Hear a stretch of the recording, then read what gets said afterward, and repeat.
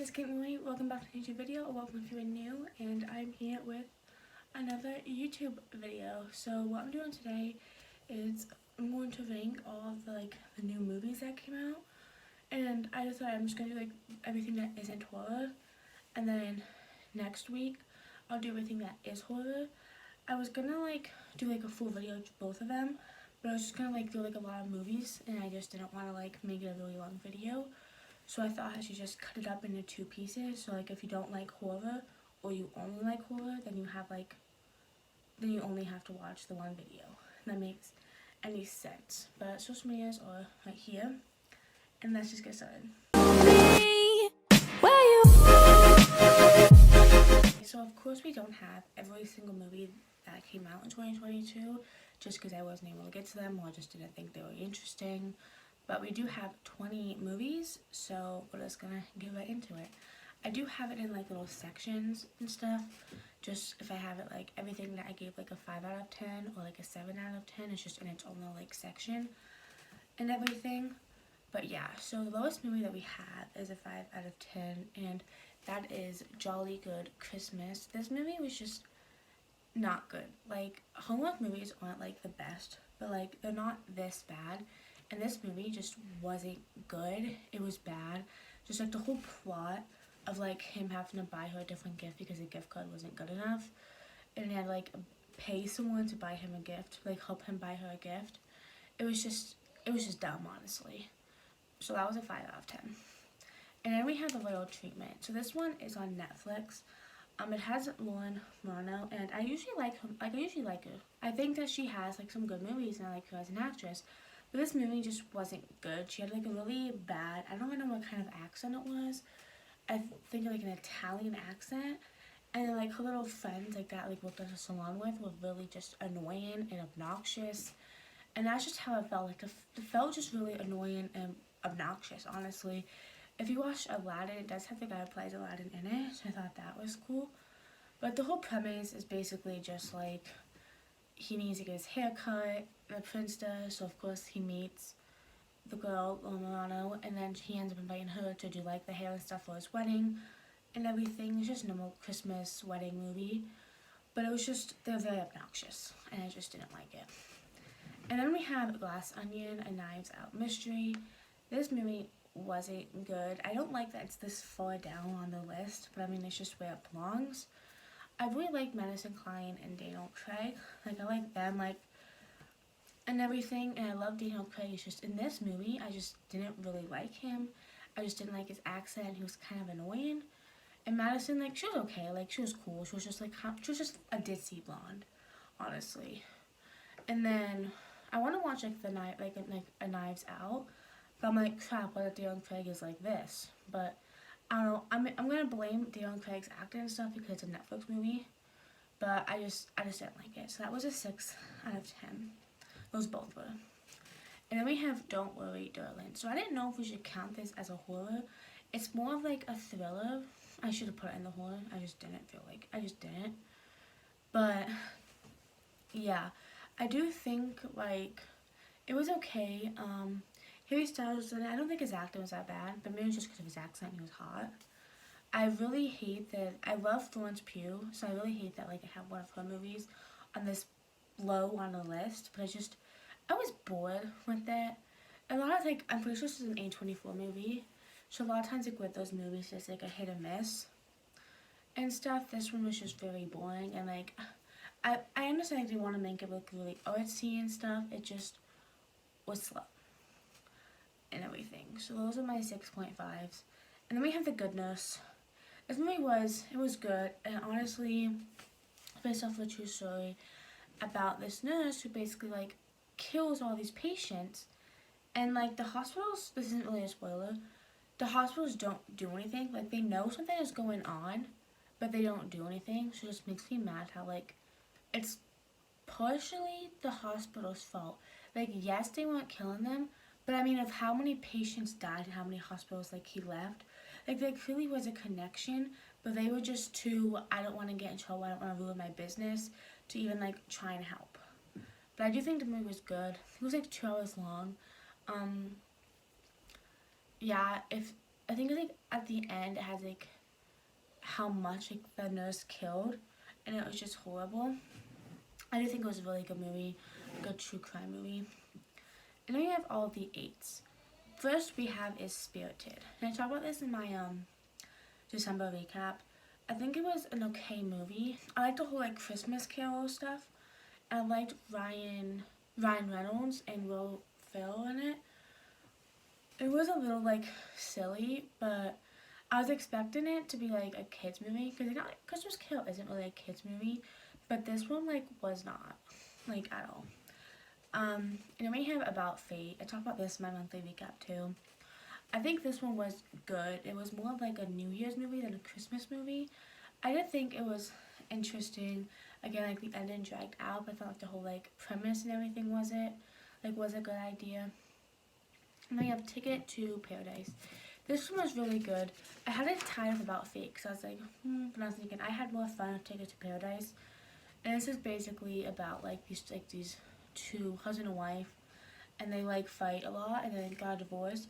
And then their daughter is like just graduated law school, and then she wants to go to this like Caribbean island for like a couple months before like she has to like, become a lawyer.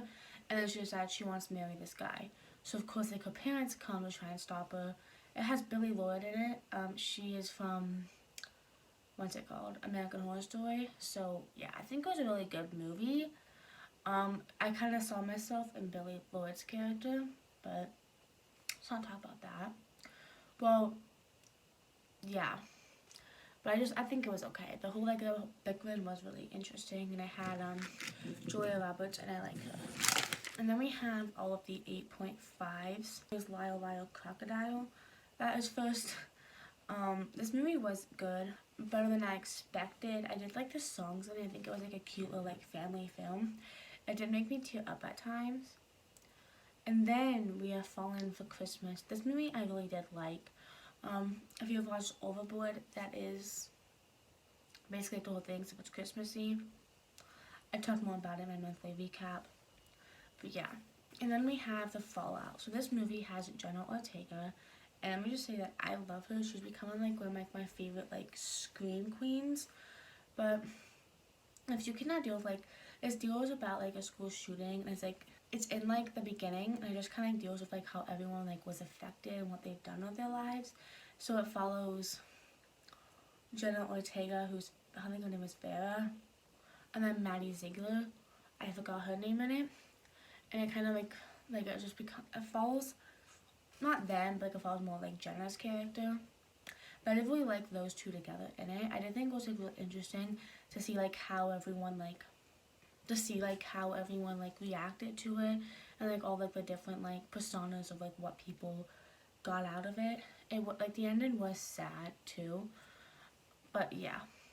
And then we have Death in the Nile. So of course it's another like murder mystery movie, and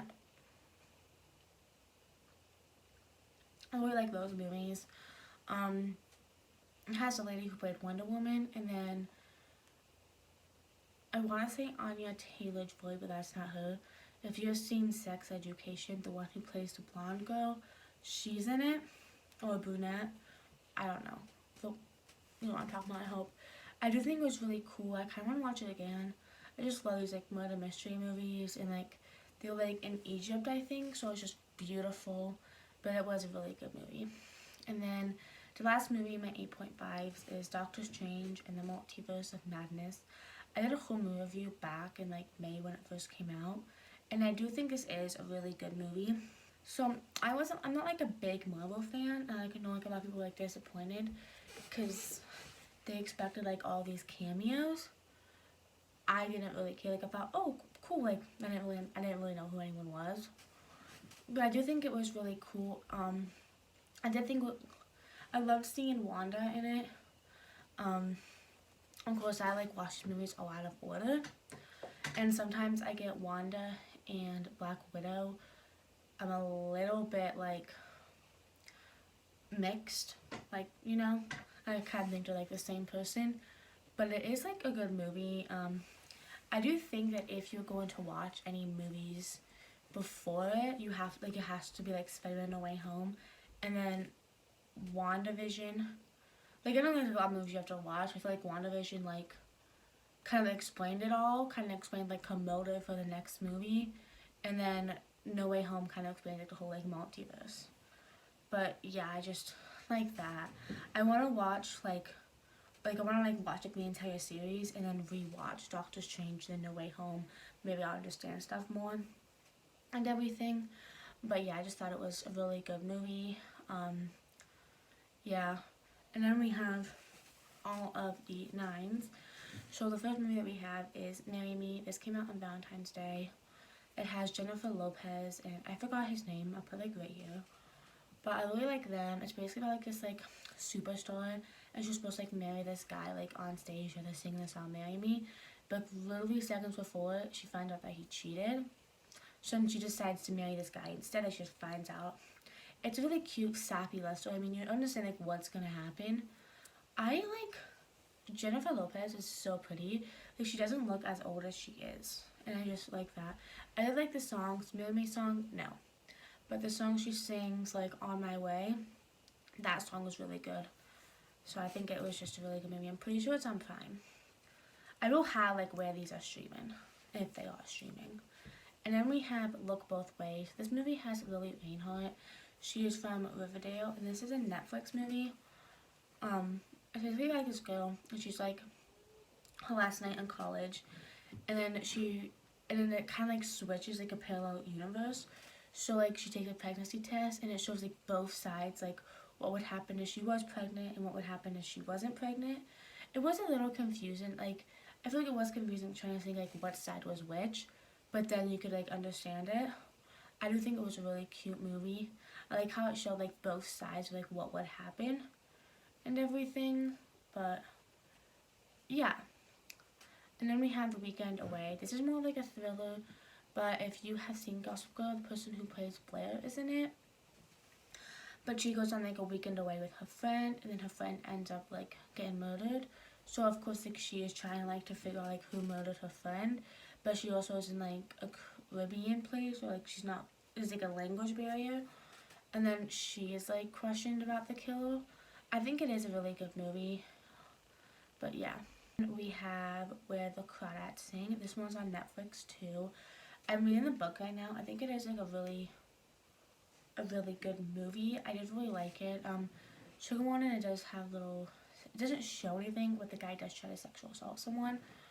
I'm reading the book, and I love like all like the whole like book to movie reference like differences, which of course I'll be doing a YouTube video on that whenever I finish the book. I think it's just a really good movie. It's about this girl, and she is like, what's the word?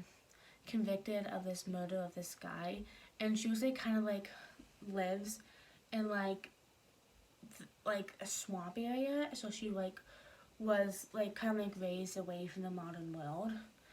But it is really cool. It has like a lot of like flashbacks of her life and everything. But I just think it's a really good movie. So the best movie of 2022 is Hocus Pocus 2. I just loved it so much. It was really interesting. Yeah, so hope you enjoyed my video. Tell me your least and best non-horror of 2022. And I will see you guys next week.